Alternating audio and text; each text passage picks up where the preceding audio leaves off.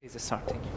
Good afternoon, everybody, and yes, you've probably all met me a little bit now as you've been, some of you have been trying to install our software. So the previous talk was talking about the rhizome store and forward system. What I'm now talking about is one use of that that has some quite profound applications, we think.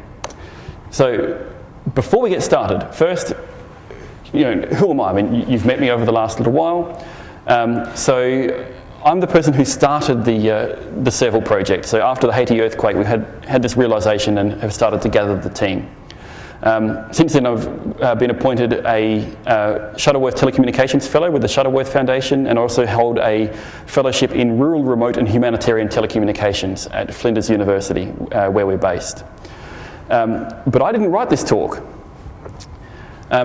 Corey Wallace, who's one of the people working in our team who is doing his honours year, actually doing a project with us and then intending to go on to a PhD, all things going well, actually did the bulk of the work that I'll be talking about here and prepared this presentation. Corey unfortunately is unable to be here this week, so I'm presenting in his stead. And the third author on the paper, Romana Challens, is currently in Florida trying to convince the IEEE 802.11 working group that ad hoc needs fixing and that they actually do really want to fix it. So she also regrettably is unable to be here. So what we really want to go through, I'll give a very brief introduction to the Serval project, because many of you were here for the previous talk, and if you weren't able to catch that talk, then these talks will go up online, and so you can watch the talk that Jeremy Lakeman delivered, which gives more of an introduction, or some of the other material that we've put out. So I'll talk a little bit about the Serval software itself. Then I want to spend a bit of time talking about uShahidi, which is quite an interesting crowdsourced application that has already had a number of uses in adverse settings, and how that's an inspiration for what we've done with mapping, but also how we've realized there are some challenges with uShahidi that need to be addressed. I'll then talk about the specific research question that Corey set about solving, talk about the prototype software he built to answer that research question, the challenges and future directions that have come up from that. So the very quick introduction to Serval, as Jeremy said, we started in 2010 after the Haiti earthquake. Myself and Romana Challens were kind of the first two people running with it, with a exchange student from France.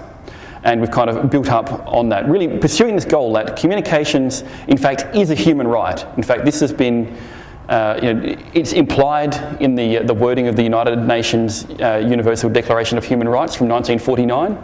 But since then, in fact, correspondence within the UN has made it quite clear that they actually see that access to communications, in fact, is a fundamental human right.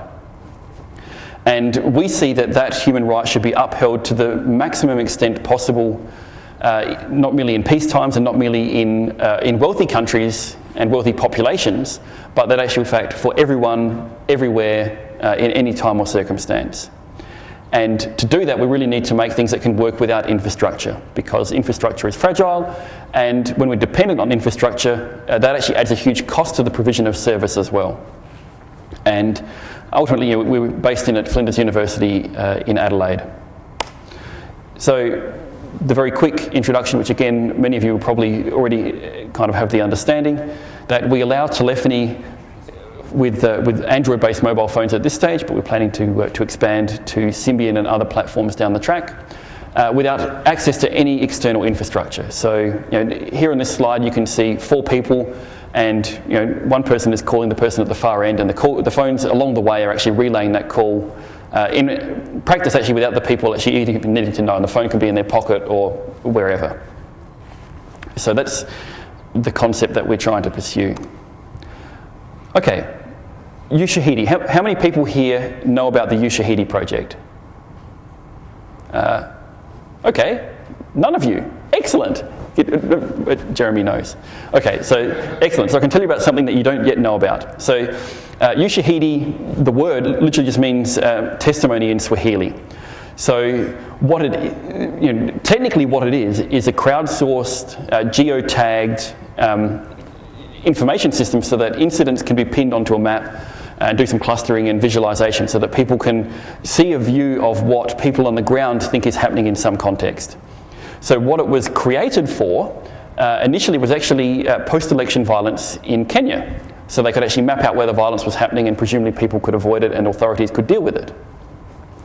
And it's available for mobile phones, and there's SMS gateways for Ushahidi, and it's really quite a nice platform for doing various things. So let's have a look at some other places where it's been used. So the great earthquake in Japan late last year, it's being used quite extensively there to map various things. And as you can see, the spots on the map, because they're all geotagged, and then things are clustered together so that people can get a little bit easier an idea. And you can just see from where the size of the blobs are, where the places are that you probably don't want to be booking a holiday in Japan still. Another place that has been used, elections in Liberia in Africa. And traditionally Ushahidi's kind of been associated with disasters or emergencies. And it seems that almost any election anywhere in Africa ends up being both a disaster and an emergency in various ways, which is quite sad. But hopefully these tools can actually start to help control and minimise the impact on the regular people that are in these places. So here's one that's a little bit different, harassment in Egypt. This is a map of data put together by women living in Egypt saying where they're getting sexually harassed. So you can see there's a number of hotspots where, if you're a woman presumably walking home at night or even during the day, quite likely, that you don't want to be. And you can kind of, there's a timeline at the bottom, you can get an idea of, when things are happening as well. So Ushahidi in its short existence has already proven to be a tremendously useful application in addressing disasters and emergency situations of various kinds. But there are some challenges. Fundamentally, it needs the internet, because you need a way to get these messages from the phones, maybe via a cellular network, and then there has to be some backhaul where it goes through to the server. And then people on the ground actually need to be able to get the data, most typically about where they are. And so there's this centralised single server, and there are some fragilities that come in with that. And say if you wanted to go, okay, I'm going to get that, the screenshot, say of the harass map, and I want to now distribute that to, all the women in Cairo, for instance. You've actually got a problem. The Google Maps copyright, because Ushahidi uses Google Maps for the displays, doesn't allow you to redistribute the data. So you go, well, this is a bit of a nuisance. It also means that you can't cache map data and kind of share it around locally. You're stuck with this going right back to the base to get the data. And in many of these situations, to put it another way, an oversupply of bandwidth is not something you normally would associate with the events that Ushahidi is actually designed to improve. So there is a problem there. So this got us all thinking. So when Corey and I sat down, we thought, okay, what is the research question that we want to answer? And we boiled it simply down to this. Is it possible to provide a collaborative mapping services like Ushahidi on mobile devices in an infrastructure-independent manner? And there are three key points that we really want to draw out from this. The first is collaborative mapping and what that actually means. What do we mean by mobile devices? And ultimately, what do we really mean by infrastructure independent? Because if we don't quantify these, we actually can't answer the research question. And it just helps us with our thinking generally. So let's start with collaborative mapping. So we wanted a simple proof of concept, and this is if you do the scavenger hunt later on the conference here, this is exactly what you'll be using. So there are four things. You can see yourself on the map. You can add points of interest or incidents onto a map, and they'll be pinned on the map, and you can see where they are. You'd like to be able to see where other people are, and you'd like to be able to see the points of interest that other people pin on the map. So that was kind of our criteria of minimum functionality for a viable collaborative mapping system. And mobile devices, we thought, okay, well, technically a mobile device means something that you can move around. We've got a Sun Blade 8000 in the lab, which technically can be moved around. We also have a whole pile of custom development kits and things laying around, but that's not really what we mean by mobile. We mean ubiquitous hardware. It needs to be something you can buy off the shelf and work with today. So this fine gentleman on the screen has a lovely camera. It happens to be a mobile camera for that matter too. But that's probably not the kind of thing that we want to target. Instead, we want something ubiquitous. So we went with the Android platform, which of course was dictated by that being the primary platform for Serval at this point in time as well. So that's mobile devices. So infrastructure independent, we've already kind of touched on all the elements of this already, that anything other than the phones itself must not be relied on, because you may not actually be in a place where you can do it. And this doesn't actually just apply to disasters and emergencies. I mean, here we are, I suspect we wouldn't have to go very far out of Ballarat, and there would actually be areas where there would be mobile black spots and great difficulty even getting high-speed ADSL. And certainly, if we go back home to South Australia, 14 kilometres from the centre of Adelaide, a population 1.5 million in that city, 14 kilometres out, and there are areas where you have the choice of satellite or dial-up internet. So these are issues that affect great parts of the population, let alone going to Africa and Asia and many areas where there are billions of people who don't have access to the internet yet. But we want to give them the social and economic benefits that come from being able to connect. So this means that downloading the map information and sharing the points of interest and location data must be done in a fully distributed manner. And so that was what was set about.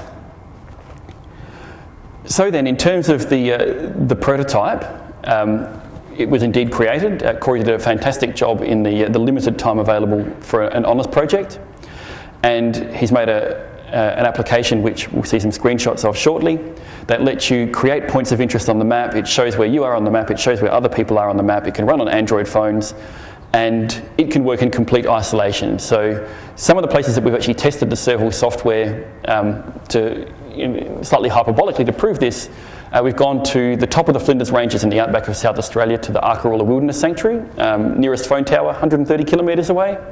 There is satellite internet if you want to make use of the 2-metre dish that's up there. We've also gone about 300 metres underground in Tasmania, under a mountain in a hydroelectric power station, where again getting a mobile phone signal or terrestrial internet access is slightly difficult. I mean, they do have a subterranean internet connection there, but we weren't making use of that. And we've also been in completely undeveloped caves, 90 metres into a riverbank, and quite happily making calls in and out of the cave. So we're quite happy that we've got infrastructure independence. And one of the key things that we actually had to do for this project was wean ourselves off of the convenience of the Google Maps API. So we're using OpenStreetMap data instead, which has much more liberal licensing terms. And that enabled us to do the entire solution such that phones could actually share and cache data to one another. So in terms of the point of interest life cycle, so where the user currently is, there's a transient point of interest that shows where the person is. The data gets stored locally on the device. The device then sends out periodic UDP packets to any other neighbours on the mesh, who then go, okay, I'll now cache that locally, and that's now available for me to rebroadcast out. And likewise, with the map updates, we use the Rhizome service that Jeremy talked about to get the latest versions of maps, and we can actually transparently and automatically update maps in the field. Or for instance, if you were travelling, from one place to another, and you might have the maps for, say, South Africa, for instance, and you come here to Australia and you go, okay, I don't have any local maps. With this service, it can automatically copy the maps from someone nearby onto your phone. And apart from the fact that it's just kind of cool, and it means that you don't pay cellular data services, one of the really interesting things is that when you think about the way Ushahidi works, the data you most care about is the most local data. It's actually the easiest data to share amongst people, which is different to some other applications, but it's worked really in our favour. And basically, we update the points of interest on the map and spread that amongst the nodes, and they spread them on, and so everyone gets a view which is eventually consistent. It doesn't guarantee consistency at any point. But given that the alternative is having absolutely no data, we think this is a pretty good improvement. So let's have a look at an example screenshot here. So this was some testing back in home in Flinders University. So there's a point of interest. They have a nice little yellow blob. There's someone else with another phone. They show up in red, and yourself shows up in blue. And you can then add new incidents, or if we click on that incident, we'll actually see a display that has the text of the incident, and it gives you the phone number on the mesh of the person who left that incident. So if they're actually reachable on the mesh, you could actually give them a call, or you could potentially send them a text and say, oh look, I can't find the incident report center, where is it? And then they might text back. And again, that relay can all happen by Rhizome that Jeremy was talking about earlier as well. So we have a title, and we have the description and the phone number, which we've talked about. And yeah, and the age of information. So in fact, our current barrier to getting the scavenger hunt underway is that we actually have a filter in for our testing purposes that was filtering out old incidents. So we're going to turn that filter off so that the incidents that we've put in today will be available for the rest of the week and easily viewable. A little note on the map symbology. We've basically got 3 different types of symbols on the map. We started out with something simple, and we wanted it simple so that we could do it in the time frame and that it wouldn't be overly confusing. We know that we need to improve it, and we certainly intend to do that. So we might have, a density of colour might indicate the age, for instance, and have different shapes for different things. So someone might say there's free food somewhere, and so we might have a hamburger icon, or we can look at all of those kinds of things at our leisure now that we've got the core up and working, and we intend to try and think reasonably carefully about that so that it's as usable to people and avoids confusion as we add further details in there. And one of the key things in that for the long term is actually having some sense of trust and authority, so that you can kind of go, well, if someone I know says that something is somewhere, I'm more likely to trust them rather than some random stranger. Or if it's someone that you consider to be untrustworthy says it, you go, well, actually maybe I really believe quite the opposite of what they're claiming. And also we need to do that clustering like Ushahidi does so that the map doesn't get unduly cluttered. So OpenStreetMap data is what we're using for the maps, and so the map gets stored locally on the phone. This avoids the copyright issues with Google or using any other source. And we're using a fairly compact binary format that's then quite easy for us to distribute around using the Rhizome service. And in the long term, what we're actually planning to do is to set up a regular process that will actually build map tiles for everywhere in the world. And so if a phone does happen to have an internet connection at some point and wants the map for the area where it is, then it can actually fetch it and then start sharing that with others around, which should be quite nice and scalable. So we shouldn't actually need a crazy level of infrastructure, because it won't have every person in the world needing to fetch map data off us on a regular basis, or at least that's our hope. So in terms of all of these things together in the prototype, so the initial testing that we've had has been positive, and we would look forward to hearing the feedback from those of you here if you have a chance to participate in the scavenger hunt as well. And we are continuing development with it, even literally today, to add in some of these more advanced features and take advantage of what else is happening in the Serval project. And I mean, some of those main things are our new MESH-MS, the Mesh short messaging service that we have in the newer builds of the Serval software. And as we're beginning to put security in everything, we'll revamp the message format so that we can actually have the secured messages and that trust and authenticity built in. So in terms of challenges we're facing at the moment, one of the fascinating ones that we've found, I mean, we had someone talking earlier about the power consumption of being on a mesh, which is typically higher than being on a cellular network. One of the big issues when you start using a meshed phone to do geolocation work is that suddenly you've got the 2 most power consuming elements of the phone running at the same time. You've got the GPS receiver and you've got the Wi-Fi radio on all the time. And again, if you have no internet access, you can't get a GPS data. So that means that you may take 7 minutes to get a fix. And what's worse is some of the GPS implementations don't, after they've got a fix, they actually don't keep the almanac data if they haven't downloaded it from the internet. Like the satellites somehow aren't as trustworthy as the internet, which gets it off the satellites and then feeds it through. But such are the entertaining challenges that we find. What we'd really love to do, and if anyone feels like some work in exploring how various GPS receivers work, we would love to be able to get the almanac and the ephemeris data out of a running GPS receiver on an Android phone and package it into the format that is normally used for the AGPS download. Because the one thing there is there's an API to then inject that into a GPS receiver, and we can share it on the mesh. So what that does is it cuts your fix time down to about 6 seconds.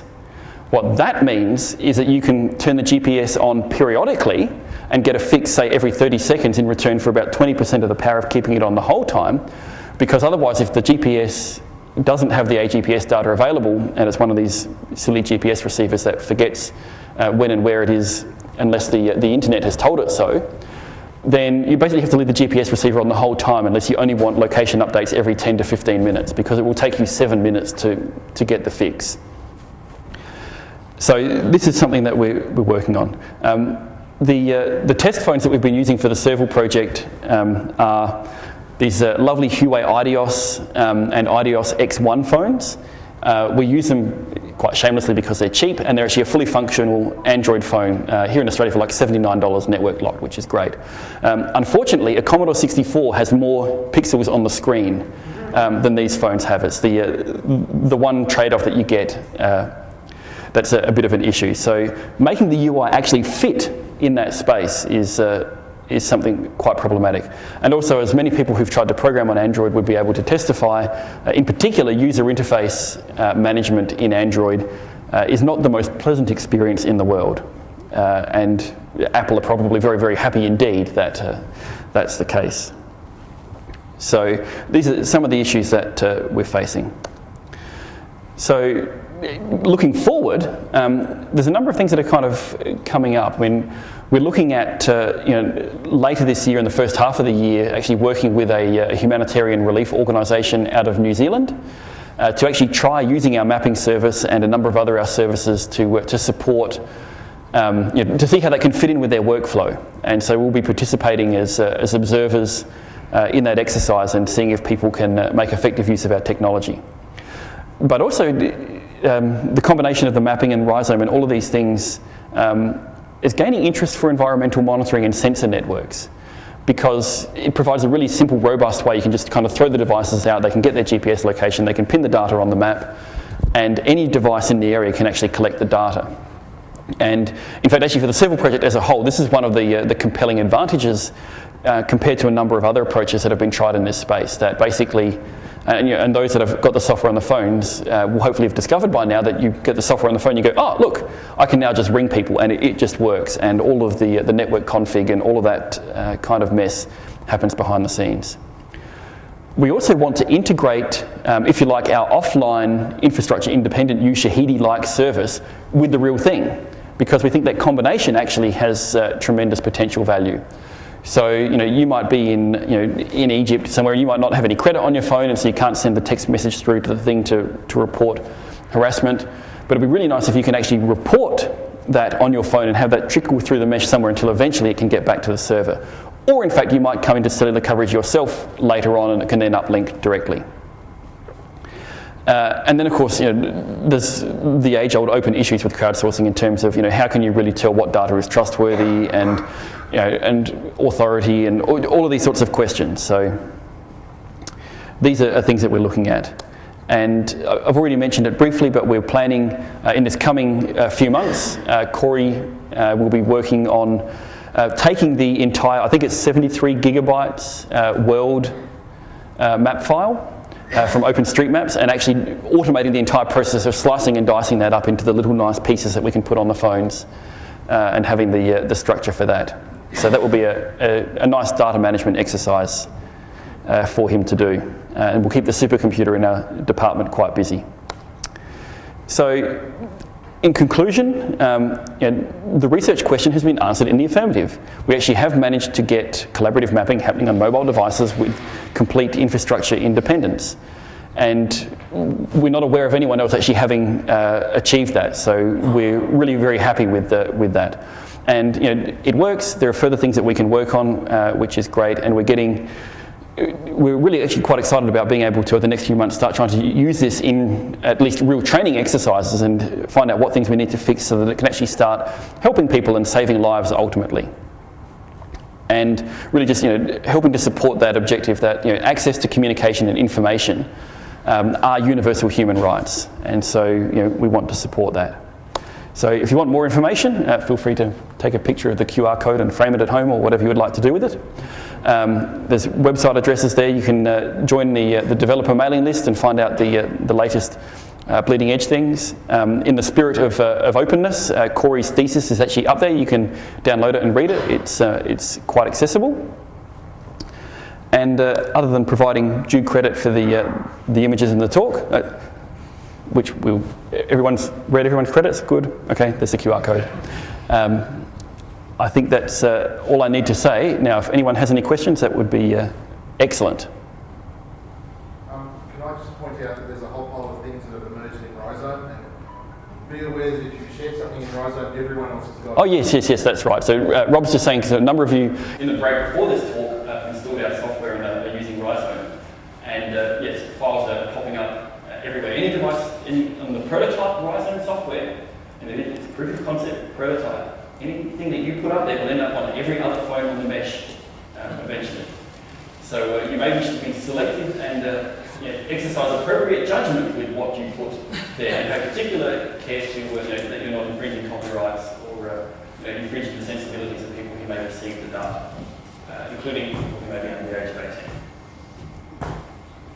So a question down there. Yeah, just as you were talking, I did a quick search on OpenStreetMaps for a couple of communities that I've been in during earthquakes and hurricanes, and they're not there.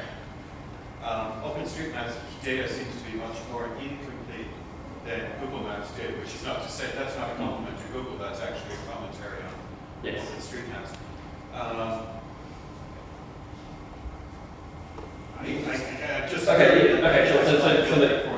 The comment is that OpenStreetMaps lacks data on some areas, for instance, where there's been hurricanes or earthquakes, where Google Maps actually has much more extensive data. No, I'm not suggesting that Google does. I'm saying that OpenStreetMaps doesn't.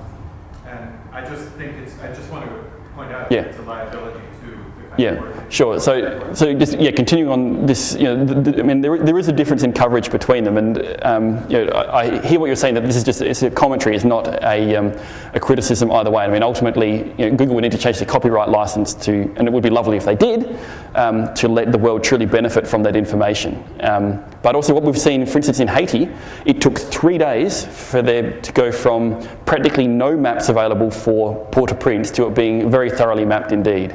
So when people get together and do this, change can happen quite rapidly, which is why we need an automated, slice and dice the world process. So, relying on Google Maps is also very problematic because a lot of it is based on very out-of-date commercial mapping data.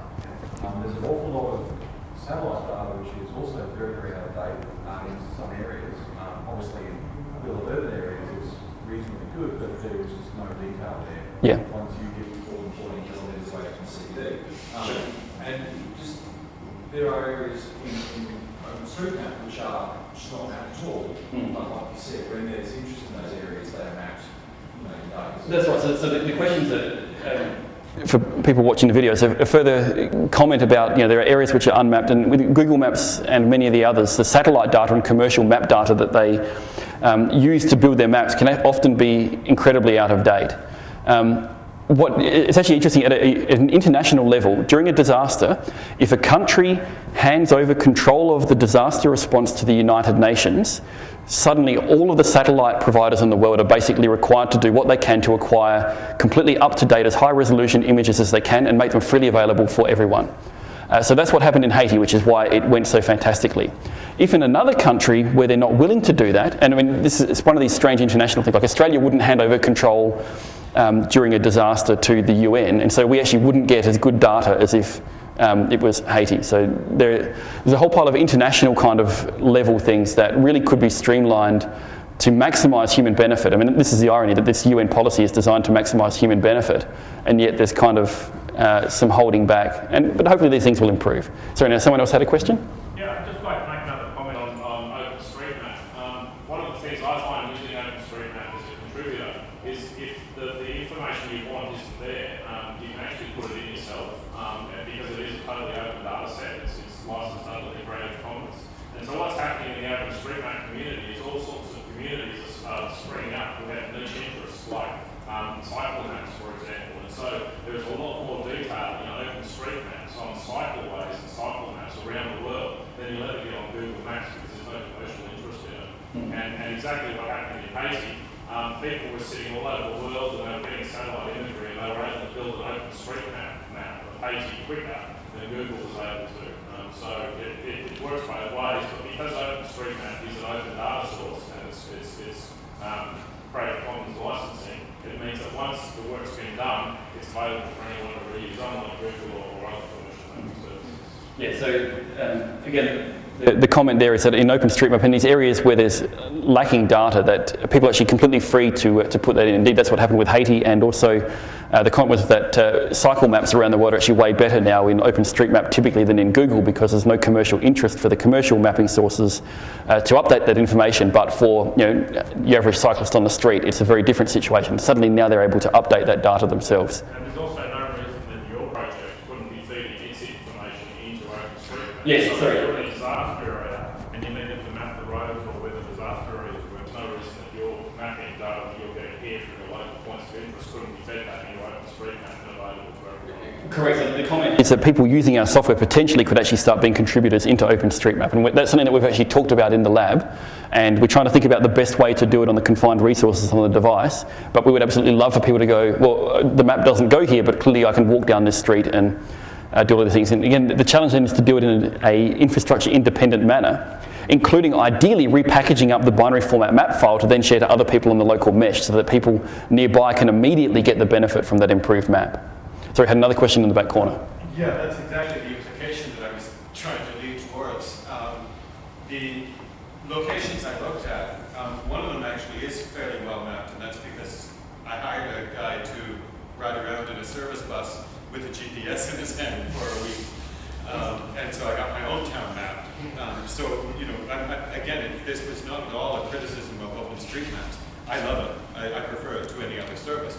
But the implication I wanted to make is that I think that if you're working in many, many places in the developing world where you're short of a devastating event like the Haiti earthquake, you will have to bootstrap your information. You won't have an alternative. One of the places I looked at, Gizo in the Solomon Islands, there were villages that were wiped out, but the total death toll was a few hundred, so who knew? Except for those of us who knew the people who lived there. And I think, again, it's one of the great spaces for the world of open to actually make a profound difference in filling in these gaps in the mapping and in areas where it's just, what's the economic incentive for the commercial world to map some of these places that we're talking about? There isn't any, but suddenly now we have the tools to do that. And actually I think one of the contributions that the Serval mapping service hopefully will provide is that by providing the client-side experience, that it will increase the interest and the value for people to actually map these areas. Because people living in these areas could map it, they could potentially do it now and upload it to OpenStreetMaps, but what practical benefit does that actually give them on the ground now? And hopefully that will begin to change as we continue to work on our software. And just purely from a service perspective, there's lots of things in the world that cater for, to be quite blunt, the rich white men of this world. And we want to try and help, we don't have a problem with helping rich white men, but we actually want to help all people, regardless of income, regardless of colour, regardless of gender, regardless of political persuasion, regardless of everything. Communications is a human right. We want to help people. We want to alleviate suffering. That's really what we want to achieve. And sorry, question? I suppose, because I understand this is a bit of just proof of concept and everything, and obviously Intel's the biggest bang for buck to demonstrate that. What's is a projector obviously to extend other platforms, and I suppose more so, is there going to be a splitting of the ways, because you're adding more functionality, which is obviously great, but is it under the assumption, I suppose, that dumb phones are going to completely disappear? Okay, this is a really interesting question. So it's we're currently on Android. Are we looking at other platforms? What about feature phones? All of these sorts of things. Okay. We absolutely want to get as much of Serval as we can on like $20 feature phones as we can. And there's a number of things that we need to do that effectively because they don't have Wi-Fi. What they do have is that they have, in an ideal happy land, right? what we would do is we would go to the manufacturers of the chipsets, whether it's Qualcomm or Nokia or whoever, and we'd say, we would like to get the development tool chain, the full documentation set for your baseband processor that is in all of these phones.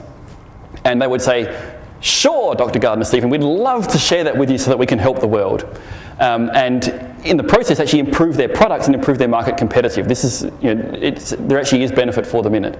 And what we would then do is sit down and go, okay, for countries where the ISM 915 unlicensed band sits between the two GSM 900 or 850 uplink and downlink blocks, we'll do a long-range meshing low bitrate protocol over that, which is ideally suited to feature phones. And that potentially would do, like we're here in a built-up area on a university campus, you should be able to do a single hop call over something like 0.5 kilometre to 1 kilometre, is our estimates from the link budget analysis. Take that into open country and start sticking, phones in this, get a phone with a broken screen, fine, run our software on it, stick it on a tall stick on top of your house, and that can act as a relay point and, potentially extend the range out further. So you could probably get, in very ideal conditions, like 10 to 20 kilometres between hops, and we think we can do 6 to 20 hops fairly readily. Suddenly you actually have the potential for a regional, probably SMS only, over the regional scale communications network, but also using things like David Rowe's Codec 2 that we've been eyeing off most covetously for a number of months. That means that we can actually start doing voice calls over these kinds of ranges as well. And then the multi-hop, and suddenly you've got a really tremendous solution. So we absolutely want to get it on feature phones. All that stands between us and doing that is having enough money to go to a feature phone manufacturer, in the first, because assuming that Qualcomm and the Nokias of the world aren't going to send me a nice email saying where can we deliver the package, which we would love for them to do. Our plan B is to get a custom-made feature phone that has a low-cost 900 megahertz radio, or ideally a replaceable little radio module on the back of it. So it might increase the cost of the phone by, $5 or $10 probably, which is like a 50% increase in price. But the trade-off means that most of the time you don't have to pay for your local SMS. Remember that for most people, most of their communications are less than 4 kilometres. In the developing world, it's actually even more acutely so, because if you live in a rural village in the middle of nowhere, a few people outside of the village area, but most of your contacts are actually nearby. And the store and forward, it can actually work fantastically as people move between villages literally carrying the phone. They get into, go from village A to village B, and suddenly the phone offloads all the messages for the people living in village B, picks up all the messages from village B for people living in village A, and can deliver it back. And we can do voicemail and things with Codec 2 quite efficiently in that space. In the very short term, what we intend to do, resource permitting, and if someone would like to take it on, we would love to start porting to the Nokia Symbian S60 platform. Now, a number of you are probably thinking, hang on, Symbian is dead. Nokia have killed Symbian. Yes, what they've now done is they've realised that Windows Phone 7 won't run on the bulk of Nokia handsets for a very long time yet. And so Symbian is dead. A thing that consists of the Symbian source code and a new name is called Bell. And that will be here for some time. And in particularly on the feature phones and the mid-range kind of phones, Symbian is with us, I believe, for a long time to come. And Symbian, you don't need to root the phone to get ad hoc. You can control the routing. It's glorious. And there's something like 250 million Symbian S60 phones out there. It's an absolute ideal place for us to move, because Android phones, quite frankly, actually help more rich white men at the moment than if we were to target Symbian. But we could only pick one to begin with, and we only had finite resources, so that's the order. But we'd love for someone to start attacking that port. Any further questions?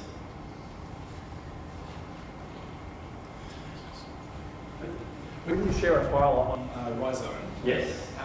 does it send the file out to the cloud, or is every request for the file goes to your phone? Okay, so the question is, when you share a file on Rhizome, does it go out to the cloud? Or does it every request come back to your phone? The file gets replicated on every node on the network, at the moment, every node on the network, whether or not it wants it. Because that's the way that it will eventually get to the destination that really needs it.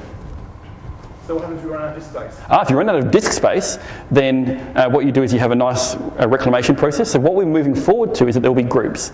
So you can say, I care about groups X, Y, and Z, and people that are in those groups can post things, and your phone will prioritise storage for those. And it might be that, you know, that uses up half your space and the other half of the space will be for just whatever fluff happens to be floating around. And files typically will be tagged with a geographic bounding box of relevance, so that there's actually a geographic distribution as well. And of course, old files will kind of drop off as well as they get older. But we're open. If anyone has any fantastic ideas on better ways to do that, we'd love to hear as well. One final question. Are you going to add a feature to allow tracking of which files are being viewed?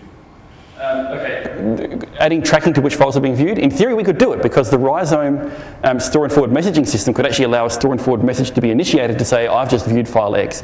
We wouldn't want to do that without people's permission, because there's obviously a whole pile of privacy issues in there. Cool. And I think that's all. This might be more related to the last talk, but like with the SMSing, is there a lifetime when it stops being distributed? It's when your phone decides to stop distributing the thing. So with one of the things that we do have in place with the file distribution in the next version that will come out is that small files take priority over big files. So if there are two files that are otherwise deemed equal and one is 10K and the other is 10 meg, your phone will throw out the 10 meg one to put the 10K one in. So if you make your message log of outgoing messages too long, without aging off the old ones, you'll have more trouble getting your messages delivered. So there's actually an incentive for you to say, okay, if it's not really important and it's not gone out in 3 days or whatever, then I'll ditch it. What it also says, if you try and send out spam, you're basically stuffed, because your message log will have to be 1,000,000 miles long, and then no one will actually copy it, because everyone will have much smaller files available that will take priority for the storage. Cool. Sorry if I may. Sorry, yep. With the image sharing, sorry, maybe it's because I wasn't in the previous ones, but how's, if you actually need something that's important, maybe there is actually, you do need it shared, assuming that to someone specifically, or emergency services or whatever, how do they determine that as opposed to 50 gigs sending lolcats to everyone? Okay, so the question is, how, if you basically do have a large thing that you need to get to a particular audience, how do you sift important from unimportant? I think that's actually a wide open question. There are some things we can do that are sane, that help in that general direction. We're looking at ways to try and channel data in the direction it needs to go, and whether it's addressed to a particular person or not, and all of those sorts of things. But I mean, ultimately, there's finite storage on the phones, there's finite CPU, finite energy. We can't do everything, but we're jolly well going to do as much as we can. Cool, and unfortunately I will have to stop questions at that point. Jeremy will be around for the rest of the conference, but I actually have to drive back to Melbourne now to hop on my plane to hop home, so apologies for having to cut it short there. Thank you.